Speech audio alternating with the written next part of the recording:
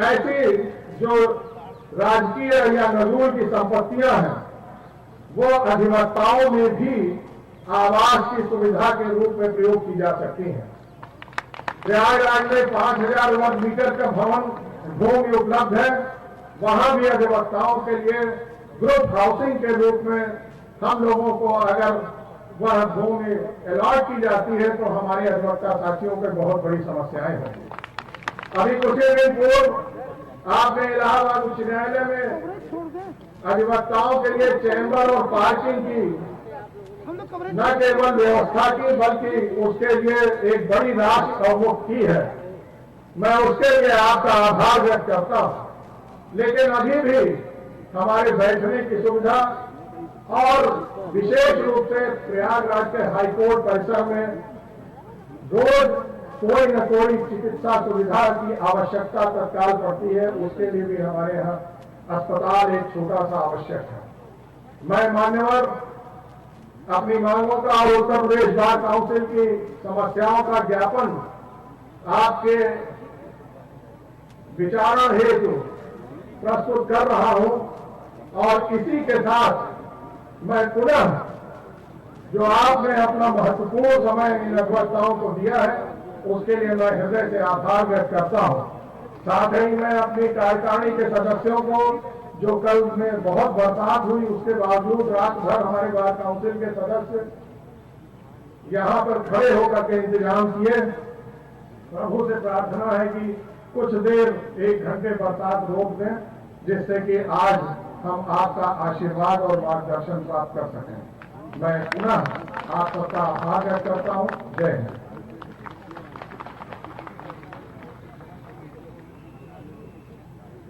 धन्यवाद आदरणीय Amarendra Singh ji. Allahabad high court bar association का अपना इतिहास है। 1869 ईस्वी से लेकर आज तक इलाहाबाद बार एसोसिएशन ने चाहे वकील एसोसिएशन के रूप में और या 1957 में जब इलाहाबाद बार एसोसिएशन और वकील एसोसिएशन मिलकर एक हुई तब से लेकर पंडित मदन मोहन मालवीय से लेकर सर तेज बहादुर सप्रू से लेकर सतीश चंद्र बनर्जी से लेकर सच्चिदानंद सिन्हा जी तक मैं याद करना चाहता हूं पुरुषोत्तम दास टंडन जी को, मोतीलाल नेहरू, गोपाल स्वरूप पाठक जी, कैलाश नाथ काटजू जी। इलाहाबाद बार एसोसिएशन का बहुत बड़ा योगदान है। मैं बिना किसी भूमिका के इन्हीं से हम लोग के भाई और इलाहाबाद दक्षिणी के प्रयागराज दक्षिणी से माननीय विधायक कैबिनेट मंत्री नागरिक उड्डयन मंत्री नंद गोपाल गुप्ता जी नंदी जी को आमंत्रित करूंगा कि आए और विचार व्यक्त करें। माननीय मंत्री।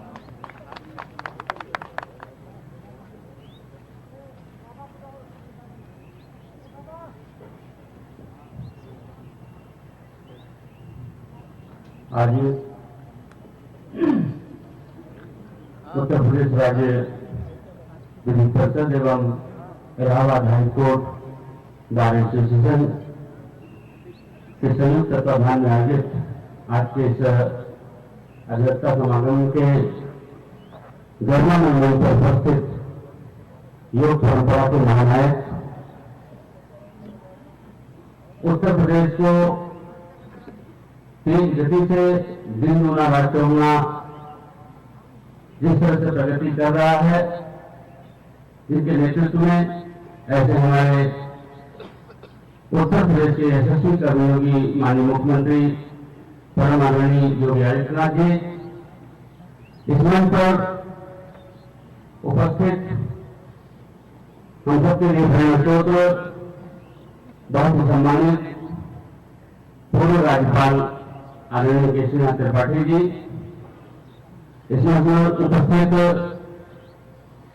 प्रदेश सरकार में हमारे सहयोगी माननीय मंत्रियों श्री सिद्धार्थनाथ सिंह जी, श्री ब्रजेश पाठक जी, प्रयागराज की महापौर अभिलाषा गुप्ता जी, उत्तर प्रदेश राज्य विधि परिषद के अध्यक्ष सम्मानित श्री जानकी शरण पांडे जी, उपाध्यक्ष Shri Pankaj Mishra ji, high court bar association के अध्यक्ष हमारे बड़े भाई सम्मानित अमरेंद्र सिंह जी, राज्य विधि परिषद एवं हाईकोर्ट बार एसोसिएशन के अन्य सम्मानित पदाधिकारीगण, इस कार्यक्रम में बड़ी संख्या में पूरे प्रदेश से आए हुए विद्वान अधिवक्तागण, मैं न्याय और आस्था की नगरी प्रयागराज में आप सभी का हार्दिक स्वागत और अभिनंदन करता हूं। हम सब का यह परम सौभाग्य है कि हम सब उस कालखंड के साक्षी हैं जहां हमारे देश की बागडोर एक परम प्रवक्ति आदरणीय प्रधानमंत्री नरेंद्र मोदी जी के हाथों में सुरक्षित है। वहीं दूसरी ओर देश के सबसे बड़े सूबे उत्तर प्रदेश की बागडोर एक कर्मयोगी माननीय मुख्यमंत्री योगी आदित्यनाथ जी के हाथों में सुरक्षित है, जिसमें सत्ता का आधार लोक संग्रह है, शासन का आधार धर्म है और सत्ता धर्म के समक्ष नतमस्तक है। पंडित दीनदयाल उपाध्याय जी कहा करते थे, शासक कौन बनेगा यह धर्म तय करेगा, पर शासक क्या करेगा यह धर्म तय करेगा। आज उत्तर प्रदेश में विधि का शासन है, जिसमें द्रोही भयाक्रांत है। आज जनमानस भयमुक्त है और जनतंत्र प्रफुल्लित है। यहाँ उपस्थित विद्वान अधिवक्तागण यह जानते हैं कि जहाँ माननीय उच्च न्यायालय का ध्येय वाक्य है सत्यमेव जयते, वहीं माननीय उच्चतम न्यायालय का ध्येय वाक्य है यतो धर्मा ततो जया। तो प्रश्न उठता है कि क्या धर्म और सत्य कभी अलग अलग हो सकते हैं? तो मैं उदाहरण के तौर पर कहना चाहूंगा, जैसे कोई कसाई हाथ में जाफर लिए गाय का पता पूछे और गाय का मालिक भी गाय का पता पूछे, तो कसाई को गाय का गलत पता बताना धर्म है, तो जबकि मालिक को गाय का सही पता बताना धर्म है। इस प्रकार जब शासन पर धर्म का अंकुश होता है तो निश्चित रूप से रामराज की स्थापना होती है। जैसा कि आज पर निश्चित है, पूरे प्रदेश में अपराधियों माफियाओं के खिलाफ निरंतर सख्त कार्रवाई से संगठित अपराध की कमर टूट गई है। कानून को चुनौती देने वालों के हौसले पस्त हुए हैं। माननीय मुख्यमंत्री जी ने देश के यशस्वी प्रधानमंत्री आदरणीय नरेंद्र मोदी जी के सबका साथ सबका विकास और सबका विश्वास के मंत्र को धरातल पर उतारा है। वास्तव में यह मंत्र हमारे संविधान की मूल प्रस्तावना का ही दर्पण है। आज हम सबको सुखी और समृद्धिशाली उत्तर प्रदेश के शिल्पकार आदरणीय मुख्यमंत्री जी को सुनना है। इसके लिए साथियों मैं यही कहना चाहता हूं, साथियों जब सूर्य उदय हो तो हर दिए को अपनी लक्ष्मण रेखा याद रखनी चाहिए। इसलिए मैं आपका अधिक समय न लेकर के अपनी वाणी को विराम देता हूं। जय हिंद, जय भारत, जय अधिवक्तागण। धन्यवाद।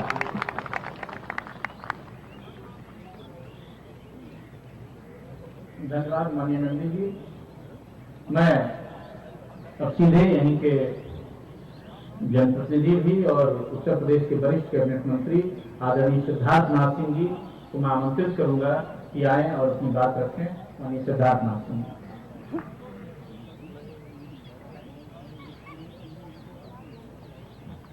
बहुत बहुत धन्यवाद। आज उत्तर प्रदेश अधिवक्ता समागम में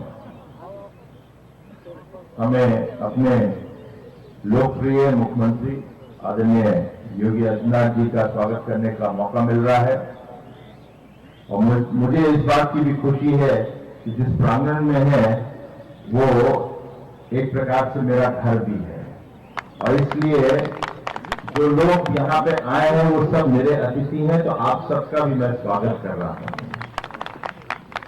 हम लोग के बहुत वरिष्ठ मार्गदर्शक और जिनसे मैंने बंगाल में विशेष रूप से बहुत कुछ सीखा जब आप राज्यपाल थे, आदरणीय केसीनाथ त्रिपाठी जी।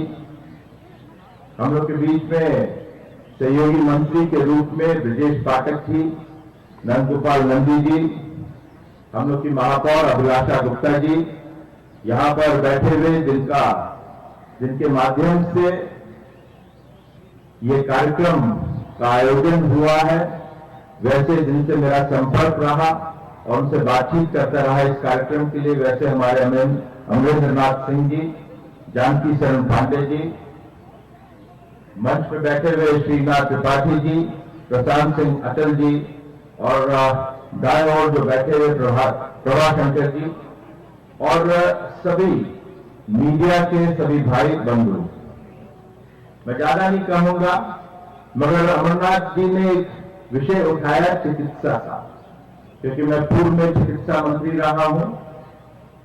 तो मैं आपको बताना चाहता हूं, ऐसी मेरी चिट्ठियां भी हैं, मैंने चीफ जस्टिस साहब को भी लिखी थी और एक नहीं 2 लिखी हैं, जिसमें मैंने कहा था मुझे या हमारे चिकित्सा विभाग को आप जगह अलग से दे दे, तो वहां पर हम एक अच्छा 10 से 15 बेड का अस्पताल भी बना देंगे और ओपीडी भी प्रॉपर वहां चलने लगेगी, वहां पे ब्लड टेस्ट भी करवाएंगे और कुछ और सुविधा जो होती हैं उसको भी वहां पे हम लोग लेकर रखेंगे।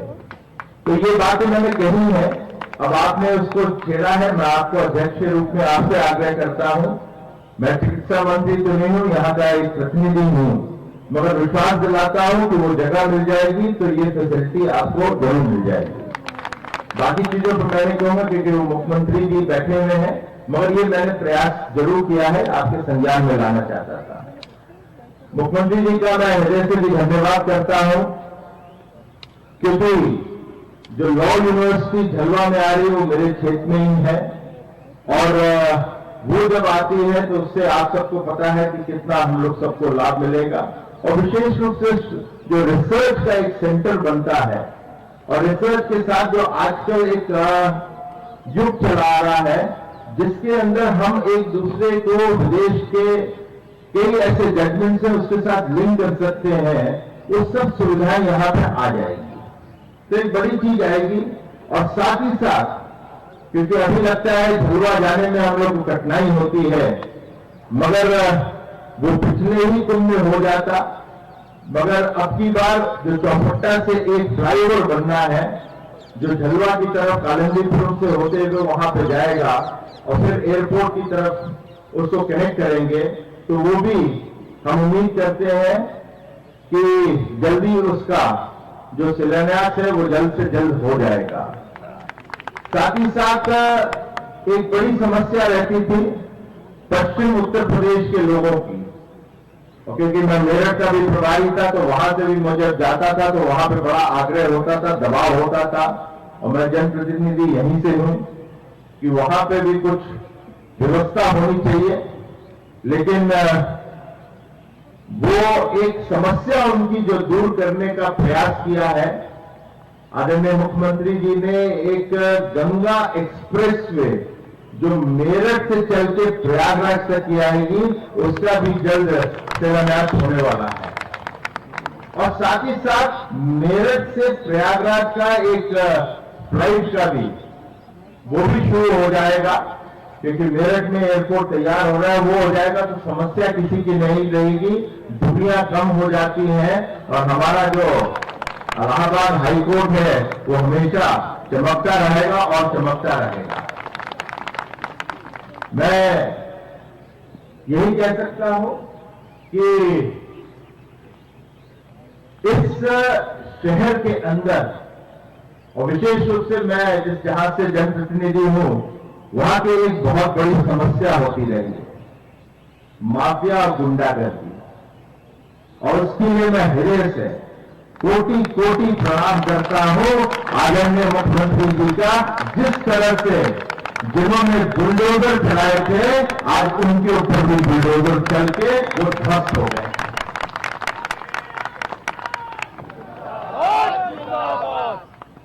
साथ ही साथ मैं ज्यादा नहीं कहते हुए अपनी बात को समाप्त यहां पे करता हूं, क्योंकि एमएसएमई के साथ निवेश निर्यात मंत्री भी हूं। कोविड मैनेजमेंट क्या होता है और कोविड मैनेजमेंट के अंदर सुशासन क्या होता है, कहीं उसका सही उदाहरण कोई लेगा तो योगी आदित्यनाथ जी से ही हो पाएगा, उससे बड़ा उदाहरण कोई हो ही नहीं सकता।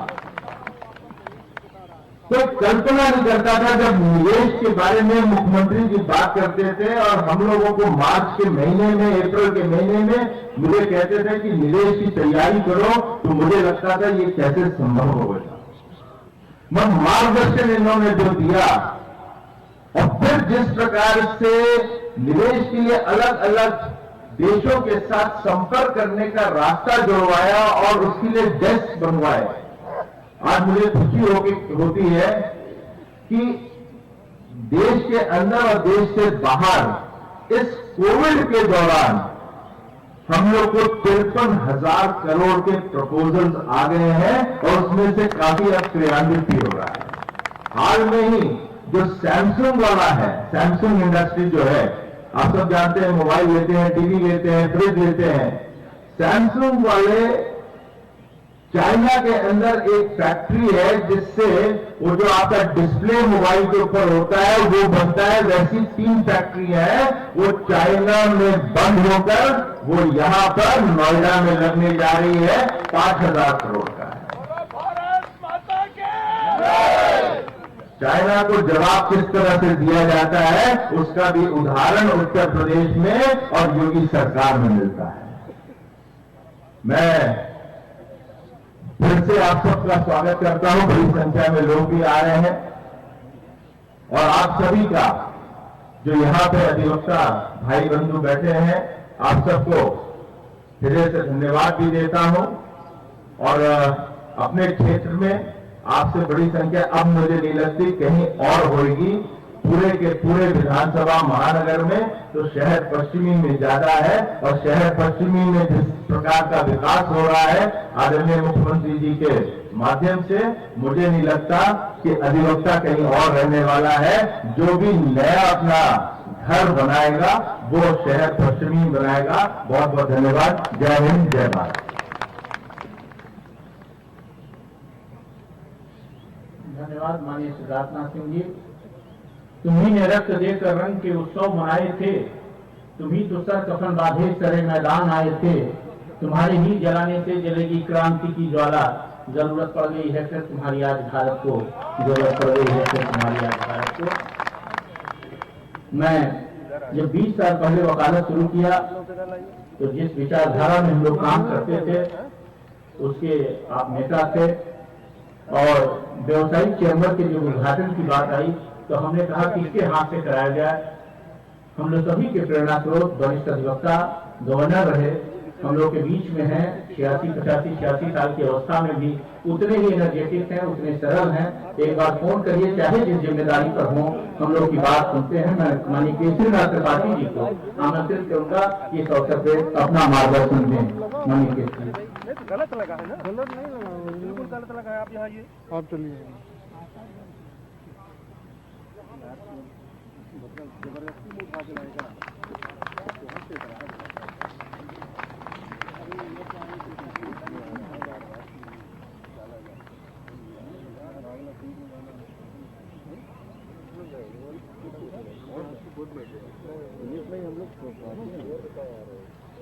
आदरणीय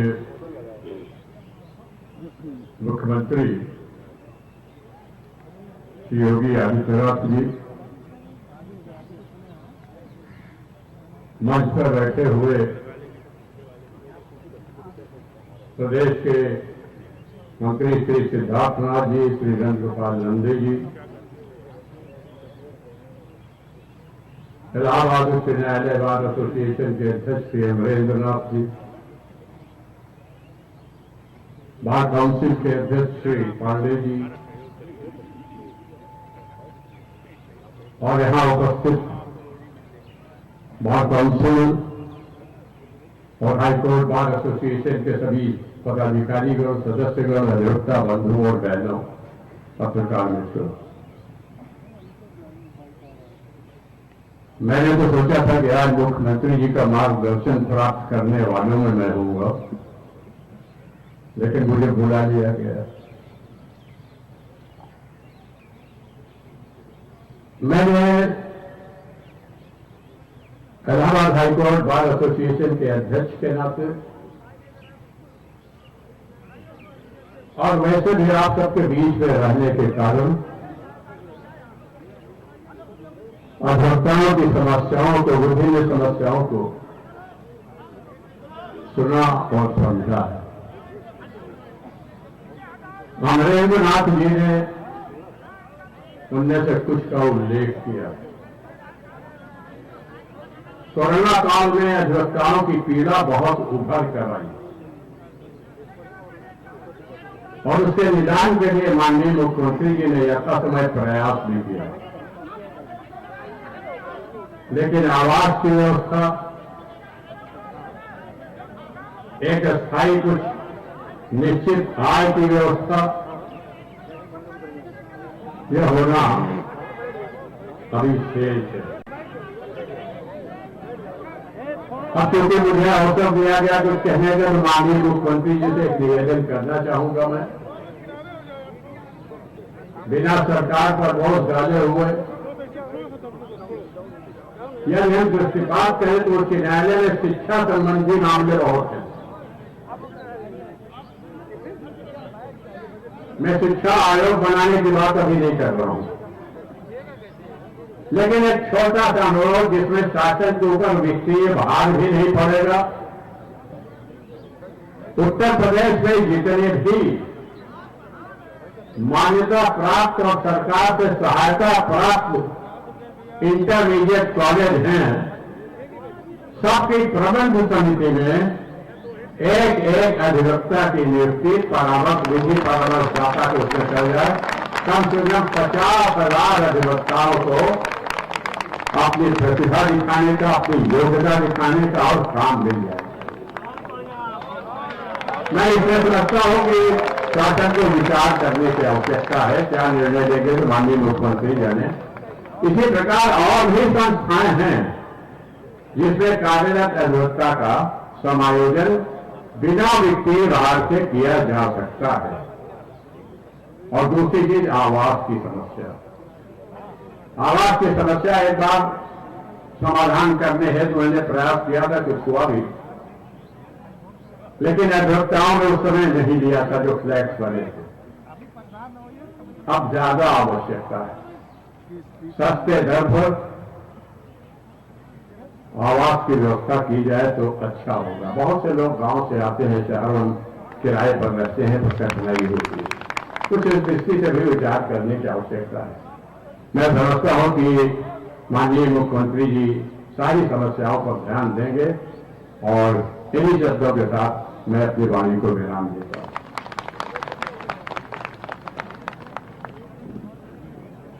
धन्यवाद आदरणीय केशवनाथ त्रिपाठी जी। माननीय अटल बिहारी वाजपेयी की एक कविता है कि बाधाएं आती हैं तो आए, घिरे प्रलय की घोर घटाएं, पैरों के नीचे अंगारे, सर पर बरसे यदि ज्वालाएं, निज हाथों से आग लगाकर हंसते हंसते जलना होगा, कदम मिलाकर चलना होगा, कदम मिलाकर चलना होगा। इन पंक्तियों के साथ हम लोग के विश्वविद्यालय से जमाने से जो है बड़े भाई और लोकप्रिय न्याय मंत्री माननीय ब्रजेश पाठक जी को मैं आमंत्रित करूंगा कि आज के अवसर पर आए और हम लोग का मार्गदर्शन करें। एक बार जोरदार नारा लगाएंगे, भारत माता की।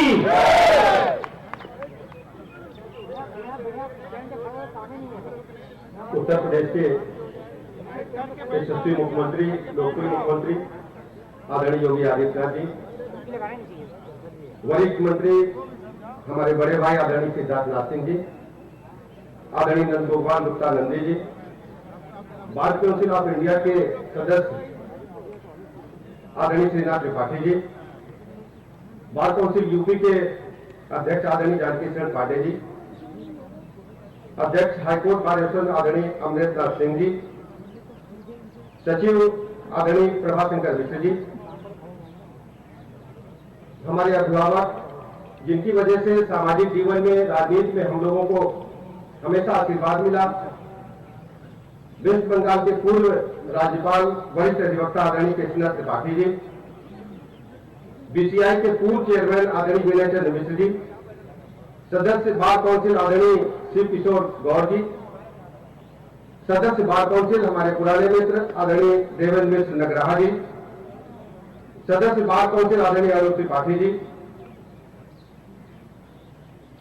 सदस्य बार काउंसिल आदरणीय जयनारायण पांडे जी, सदस्य बार काउंसिल आदरणीय पाचूराम मौर्य जी, सदस्य बार काउंसिल आदरणीय राकेश पाठक जी, सदस्य बार काउंसिल आदरणीय हरशंकर सिंह जी, हमारे पुराने साथी आदरणीय प्रदीप कुमार सिंह सदस्य बार काउंसिल, और जिनके संचालन में ये कार्यक्रम समागम चल रहा है, ऐसे आदरणीय प्रशांत सिंह नटल जी हमारे छोटे भाई, आदरणीय सुशील मल्होत्रा जी,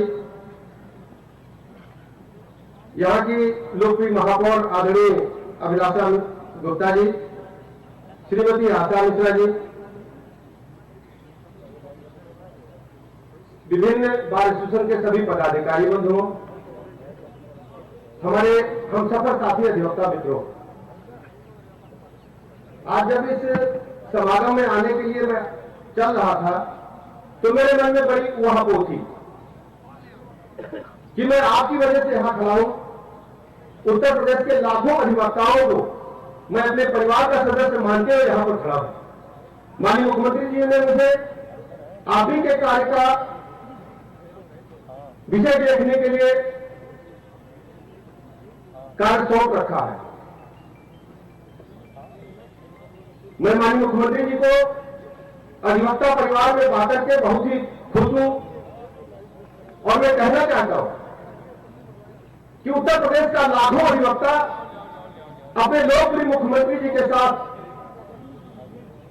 उनकी हर गतिविधि में कंधे से कंधा मिलाकर चलना चाहता है। हम सब जानते हैं कि अधिवक्ता समाज एक ऐसा समाज है, उसके पास जो व्यक्ति आता सब जगह से हरा खाता निराश आता है। यानी जितने भी मुकदमे विभिन्न अदालतों में चलते हैं उसमें अधिकतर मुकदमे 90-99% मुकदमे आपसी रिश्तेदारों से या नजदीकी लोगों से चलते हैं और उनसे निराश होकर के व्यक्ति दो जगह जाता है, या तो मंदिर में जाता है और मंदिर के बाद अधिवक्ता के घर जाता है। और अधिवक्ता का भरोसा देखिए, दुनिया के पैमाने पर मैं कहना चाहता हूं अधिवक्ता से अधिक भरोसा किसी ने नहीं किया। हर जगह से हारा व्यक्ति, भाई से हारा व्यक्ति, चाचा से हारा व्यक्ति, पत्नी से हारा व्यक्ति, अपने सारे रिश्तेदारों से हारा व्यक्ति, पड़ोसी से हारा व्यक्ति जब अधिवक्ता के चैम्बर में घुसता है तो सादे पन्ने पर दस्तखत करके सौंप देता है कि अधिवक्ता उसकी लाज बचाने का काम करता है। ये पैमाना विश्वास का अगर किसी ने अर्जित किया है तो हमारे सामने बैठे अधिवक्ता मित्रों ने अर्जित किया है। मैं आदरणीय मुख्यमंत्री जी को अपने बीच में पाकर के आबादी को खुद हो सामान्य अधिवक्ता समाज अपने कामों को भूल करके दूसरे के प्रति जागरूक दृष्टि से रख करके हर कार्य को करने का काम करता है। हमारी पीड़ा को कौन सुनेगा, हमारी बातों को कौन सुनेगा? मुझे नहीं लगता आज तक किसी भी माननीय मुख्यमंत्री जी ने इतना समय निकाला हो कि इलाहाबाद के अंदर, प्रयागराज के अंदर इतना बड़ा समागम आयोजित किया हो, लाखों अधिवक्ताओं की बात को सुनने का काम किया हो। मैं आपको बताना चाहता हूं भारतीय जनता पार्टी ने चुनाव के समय ही अपने संकल्प पत्र में तय किया था कि अधिवक्ता समाज के परिवार के सदस्य हैं और उनकी कुछ बातों को गंभीरता से संकल्प पत्र में शामिल किया था। आदरणीय मुख्यमंत्री जी ने समय समय पर उन सभी बातों को पूर्ण करने के लिए बराबर प्रयत्न रखी और आप देखते हैं समय समय पर उनको लगातार पूरा करने के लिए काम किया जा रहा है। मैं आपको याद दिलाना चाहता हूं, जब उत्तर प्रदेश में पहली बार योगी आदित्यनाथ जी के नेतृत्व में सरकार गठित हुई और पहली कैबिनेट के पहले एजेंडे में किसानों का 36,000 करोड़ रुपए का लोन माफ करने का काम आदरणीय मुख्यमंत्री जी ने किया था। पूरे देश में ये मिसाल बनी थी कि अपने खर्चे पर, अपने संसाधनों में कटौती करके जब कोई सरकार काम कर सकती है तो केवल आदरणीय योगी आदित्यनाथ जी के नेतृत्व वाली सरकार काम कर सकती है। इसलिए इनकी बातों को आपके चरणों में रखना चाहता हूं, क्योंकि आपका एक स्वरूप योगी का भी है, एक ऐसा स्वरूप है जिसको आप आशीर्वाद दे देंगे वो सफल हो जाएगा। मुझे पूरा उम्मीद है जो मानपत्र हमारे अध्यक्ष जी ने मुझे सौंपा है, आदरणीय अमरेंद्र सिंह जी ने बार की तरफ से, एक काउंसिल की तरफ से, अपनी बार की तरफ से उस पर हमारी सरकार गंभीरता से विचार करेगी। और मैंने पहले भी आश्वासन दिया था कि जो भी हमारे वकील साहब लोग हमारे सामने निवेदन किए हैं हम गंभीरता से विचार करेंगे। अब आपके मामले का हल हमने इनको बताया था, उस प्रोसेस में हम चलेंगे तो जरूर हमें सफलता मिलेगी, क्योंकि आदरणीय मुख्यमंत्री जी हमें तो घोषणा करने के लिए हकीकत नहीं हो, लेकिन उस विषय को माननीय मुख्यमंत्री जी के संज्ञान में ला करके उस दिशा में हम लोग चलेंगे तो जरूर वकीलों को एक अच्छे स्तर पर आवाज मिल सकेगा और उससे हमारे ऊपर कोई विशेष लागत ही आने वाली नहीं है। मैं बहुत बहुत आभारी हूं आदरणीय मुख्यमंत्री जी का, कि वो यहाँ पर पधारे।